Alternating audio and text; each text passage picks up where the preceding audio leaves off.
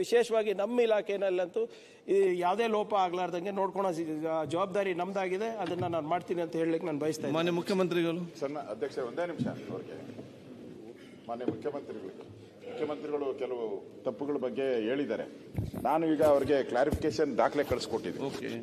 59 ತಪ್ಪುಗಳು 79 ತಪ್ಪುಗಳ ಬಗ್ಗೆ ದಾಖಲೆ ಕೊಟ್ಟಿದ್ದೀನಿ ಅವ್ರಿಗೆ. I am not disputing it. ಅಲ್ಲ ಸರ್, ಒಂದೇ ನಿಮಿಷ ಕೊಟ್ಟಿದ್ದೀನಿ. ಅವರು ಅವ್ರ ಬಗ್ಗೆ ಕೈ ತೋರಿಸಿದ್ರು. ಅಂದ್ರೆ 3 ತಪ್ಪಾಗಿದೆ ಅಂತ ಹೇಳಿದ್ರು. ಅದೇ ಕರೆಕ್ಟ್ ಸರ್. ಎಕ್ಸಾಂಪಲ್ ನೀವು ಕರೆಕ್ಟ್ ಅಲ್ಲ. ನೀವು ಅವ್ರು ಹೇಳಿದ್ದು ಒಪ್ತೀರಾ ಅಥವಾ ನಾನು ಕೊಟ್ಟಿದ್ದ ದಾಖಲೆಗಳು ಒಪ್ತೀರಾ? ಅದನ್ನ ದಯವಿಟ್ಟು ಹೇಳಿ. ಅದನ್ನ ಹೇಳಿದ್ರೆ ಸ್ವಲ್ಪ ನಮಗೂ ಅರ್ಥ ಆಗ್ತದೆ. ಯಾಕಂದ್ರೆ ನಮ್ಮ ಓಡದು ಸಿದ್ದು 7 ಕೋಟಿ ಕನ್ನಡಿಗರ ಮಾನ ಮರ್ಯಾದೆ ಪ್ರಶ್ನೆ ಇದು. ನಮ್ಗೆ ಅದನ್ನ ಬಡವರು, ಇವರೆಲ್ಲರೂ ಬಡವರೇ. ನೀವು ತಮ್ಮನ್ನು ಭೇಟಿ ಮಾಡಿದ್ದಾರೆ.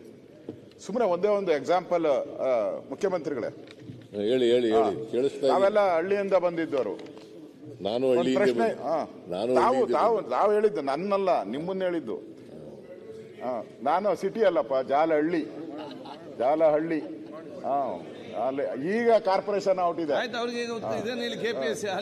ನೋಡಿ. ಅವರು ತಜ್ಞರು, ಅವ್ರು ಏನ್ ಮಾಡೋದು, ಎಲ್ಲಾ ವಿಚಾರಕ್ಕೂ ಎಂಟ್ರಿ ಸರ್ವ. ಅದೇನೋ ಒಂದೇನಾದ್ರು ಬಿರ್ದು ಕೊಟ್ಬಿಡಿ ಸನ್ಮಾನ್ಯ. ಪಾಯಿಂಟ್ ಆಫ್ ಆರ್ಡರ್ ಎಕ್ಸ್ಪರ್ಟ್ ಮುಖ್ಯಮಂತ್ರಿಗಳಿಗೆ ನಾನು ಮತ್ತೊಮ್ಮೆ ಹೇಳ್ತಾ ಇದ್ದೀನಿ, ದಯವಿಟ್ಟು ಅಷ್ಟನ್ನ ಕ್ಲಾರಿಫೈ ಮಾಡಿ. ನಾನು ಕೊಟ್ಟಿರೋ ದಾಖಲೆಗಳು ಕೊಟ್ಟಿದ್ದೀನಿ ನಿಮ್ಮ ಹತ್ರ. ಅಧ್ಯಕ್ಷರೇ, ಮುಖ್ಯಮಂತ್ರಿಗಳು ಹಳ್ಳಿಯಿಂದ ಬಂದಿರೋಂತೆ. ಇಲ್ಲಿ ಎರೆಹುಳು ಅಂತ ಇರ್ಬೇಕಾಯ್ತು ಸರ್, ಮಣ್ಣು ಹುಳು ಅಂತ ಹಾಕಿದ್ದಾರೆ. ಮಣ್ಣಲ್ಲಿ ಎಷ್ಟೆಷ್ಟು ಹುಳುಗಳು ಇರ್ತವೆ, ಅಲ್ಲಿ 1,000 ಇರ್ತವೆ. ಆಮೇಲೆ ಈಶಾನ್ಯ ರಾಜ್ಯಗಳು ಅಂತ ನಾವ್ ಹೇಳೋದು. ಇವರು ಬರೆದಿದ್ದಾರೆ ಉತ್ತರ ಪೂರ್ವ ರಾಜ್ಯಗಳು. ಆಮೇಲೆ ಅಮೆರಿಕಾದ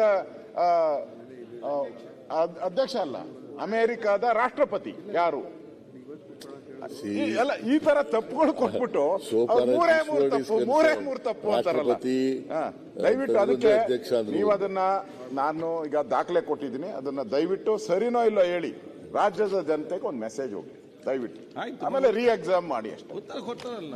ಈಗ ಮೊನ್ನೆ ಅಧ್ಯಕ್ಷರೇ ರಂಗನಾಥ್ ಕೂತ್ಕೊಳ್ಳಿ.